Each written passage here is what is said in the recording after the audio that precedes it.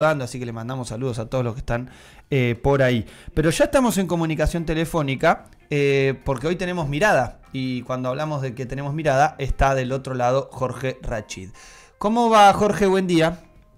Buen día, ¿cómo están ustedes? Un gusto grande. ¿Cómo andan? Muy bien. El gusto es nuestro. ¿Cómo estás vos? ¿Cómo te trata este martes? Este martes me trata bien, bien de salud y preocupado, por supuesto, y viendo qué caminos adoptamos para fortalecer la lucha contra un régimen que cada día nos entrega más desde el punto de vista de la soberanía y el pueblo, ¿no? Hay un dolor social muy grande, hay una situación que en algunos casos es casi límite, hay muertos, hay que decirlo, que nos duelen todos los días. Yo ayer estuve en La Plata y recibí el reporte de algunos pacientes que hemos atendido en La Plata y hemos dado los medicamentos nosotros cuando le correspondía al DAPSE a nivel nacional. ¿Qué sería el DAPSE, Jorge? El DAPSE es la dirección, la que existía dirección que dependía del Bienestar Social de Sandra Petovelo, que dejó de entregar los medicamentos oncológicos y de enfermedades raras, lo cual ha originado más de 80 muertos. Así que claro, imagínate que si yo tengo que de alguna manera adjetivar al gobierno de Milei, ya puedo decir que es criminal y asesino, ¿no? Tal cual. Jorge, con respecto a esto, ¿hay algún tipo de presentación judicial? Me imagino que debe haber casos particulares, pero no sé si hay alguna presentación en clave colectiva o alguna presentación más allá de los casos particulares presentada por algún particular. Hay asociaciones, ONG, en especial las de enfermedades raras, que estaban preparando una acción colectiva, todavía no sé si la presentaron o no, porque son medicamentos de alto precio y baja incidencia que han dejado de entregar y que en estas enfermedades raras realmente son nichos muy pequeños, pero por suerte hay organizaciones como la AMPA que las contienen. Es una asociación que conduce Flor Braga Menéndez. La verdad es que se mueve muchísimo en todos los ámbitos y estaba preparando una acción colectiva, lo que no sé si la ha presentado todavía, pero ahí sí tuvieron algunos de los muertos que yo mencionaba, digamos, ¿no? Así que vos imaginate lo que significa esto para familias que viven con personas o con parientes, hijos, esposas, que tienen una enfermedad que sabemos que si no está medicada, desbarranca a la muerte, ¿no? Así que esto lo dejó de entregar Sandra Petovelo y lo que sería el ministro de Salud ruso actualmente. Tal cual. Jorge, con respecto a algo que siempre hablamos, que es alrededor de lo que pasa fuera de Argentina, que obviamente también repercute. Estos días tuvimos la situación alrededor de las elecciones en Venezuela y algunas declaraciones y algunos planteos que algunos nos preocupaban en clave de no solamente de desconocer las autoridades electorales de Venezuela por parte de representantes de nuestro país, sino también los planteos estos concretos de libre albedrío a la hora de la intervención, incluso por algunos planteos que han hecho algunos personajes. ¿Cómo analizás esta situación y cómo puede repercutir en Argentina? La voy a poner en contexto. En primer lugar, deberíamos preguntarnos, todos los que tenemos algún tipo de pensamiento crítico, ¿por qué todo el mundo, no solamente en la Argentina, sino en los medios internacionales, se está hablando de Venezuela? ¿Por qué?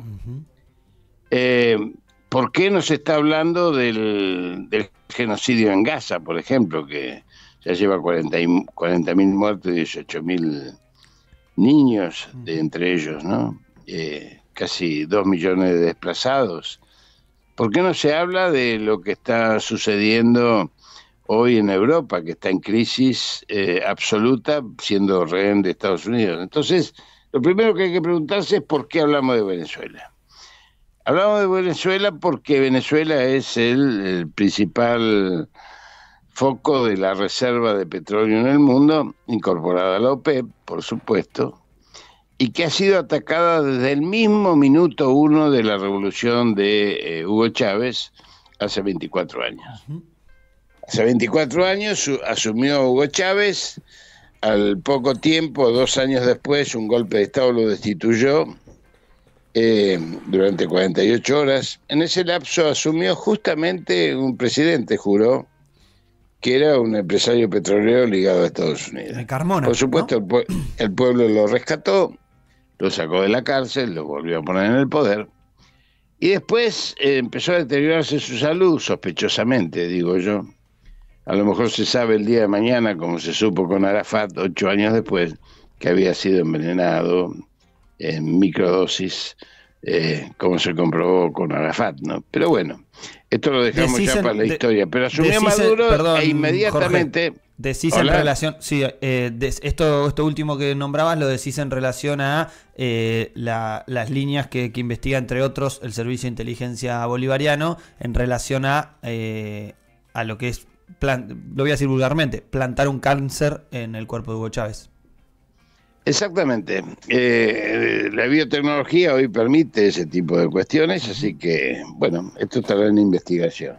Pero apenas asume Maduro, y un poco antes, no sé si cuando asume un poco antes, Venezuela es sometida a un bloqueo, que es como el bloqueo de los castillos medievales para matar por hambre a los que están adentro. Ese bloqueo, producido por Estados Unidos unilateralmente, provoca un cimbronazo muy fuerte de hambre, de desolación, la migración de millones de venezolanos, 7 millones, dicen 6 millones y pico, de los cuales en los 2 últimos años han retornado 700.000 por el crecimiento que tiene Venezuela pese al bloqueo, por un mundo multipolar que hoy lo ampara, digamos, ¿no? En el medio de eso hubo varios intentos de asesinato a Maduro. En el medio de eso hubo un presidente designado, Guaidó, que propuso un golpe de Estado inmediatamente, pero les permitió a Londres robarse las reservas de Estados Unidos, de Venezuela, de oro, sí. Y a Estados Unidos robarse todas las terminales petroleras de PDVSA e incluso la destilería de PDVSA. Esto indudablemente lleva a una situación de crisis profunda en Venezuela, e indudablemente también se ve acompañada de agitación en las guarimbas que originan 200 muertos, algunos de ellos militantes chavistas prendidos fuego por estas bandas de delincuentes contratados, muchos de ellos colombianos, como se verificó cuando intentaron irrumpir por el puente limítrofe entre Venezuela y Colombia. Sí. Estos datos que estoy dando dan cuenta de que no estamos frente a un juego democrático, porque el chavismo tuvo 31 elecciones en los últimos 24 años y perdió 2, y las 2 que perdió las reconoció rápidamente. Una fue una constituyente, la otra fue una legislativa, y las reconoció, y eso hizo que con solo reconocerla en la legislativa designase a Estados Unidos un presidente que le permitió robar media Venezuela. Por lo tanto, estamos en una confrontación que hoy se llama democrática electoral, no, se llama Estados Unidos-Venezuela, porque Estados Unidos ha perdido todas sus fuentes de reservas en Medio Oriente, por eso está propiciando su retorno a través de Israel y la ocupación, intentando la ocupación del Líbano, de Siria, y se le ha ido el socio principal, que era Arabia Saudita, que obviamente maneja junto con Venezuela la OPEP, que ha hecho alianza con Irán, gracias a la intermediación de China, Y esto, digamos, nos ubica en que Estados Unidos necesita ese petróleo que hay en Venezuela. Tanto es así que hay un video de Trump, que los invito a buscarlo, donde le dice a Biden, si nosotros hubiésemos sido gobierno, el petróleo de Venezuela ya sería nuestro. Fue ahora en campaña diciendo que cuando él se fue, Venezuela estaba casi rendida y le faltaba solamente el golpe final. Lo pasamos en un vómito que hicimos de Venezuela, después te lo voy a compartir para... Excelente, lo felicito porque está poco difundido, pero eso explica todo lo demás. Yo entiendo la postura de Lula, AMLO y Petro, sí, de intentar, digamos, manejarse con prudencia, pero de ninguna manera entiendo la postura de aquellos países, incluso el nuestro, que es cómplice, es punta de lanza de Estados Unidos, en reconocer a un agente de la CIA como González Urrutia, que es el muñeco de Corina Machado, un agente de la CIA que operó en El Salvador asesinando militantes del Frente de Liberación Farabundo Martí, sí, que está comprobado Honduras, esto, que operó en Guatemala. Para decirle a la oyentada que esto está comprobado, que González Urrutia es de la CIA, está su ficha, está todo. Digo porque muchas veces, viste, nos achatan a los que defendemos el proceso bolivariano, nos plantean esto de que, bueno, todos son de la CIA. Bueno, este muchacho tiene su fichita, hasta su cara, todo. Este tiene su ficha, figura, además fue agregado político de Estados Unidos en las embajadas de esos países para operar como CIA, así que esto está absolutamente comprobado. Por eso yo le digo a los compatriotas, a nuestros compatriotas, que cuando a mí me preguntan de Venezuela, yo me paro desde otro lugar, me paro desde este contexto, porque sin este contexto todo lo demás es falso, es hipócrita y es manipulable. Jorge, a raíz de lo que estuvo sucediendo en Venezuela, pensaba cómo caracterizan las etapas, o por lo menos la estrategia imperialista de la guerra, lo que era la guerra de cuarta generación, ahora es la guerra de quinta generación, con esta utilización de las nuevas tecnologías, las fake news. ¿De qué forma se puede llegar a dar del debate cuando pareciera que no importa la información, sino que es más una cuestión de emoción, ¿no?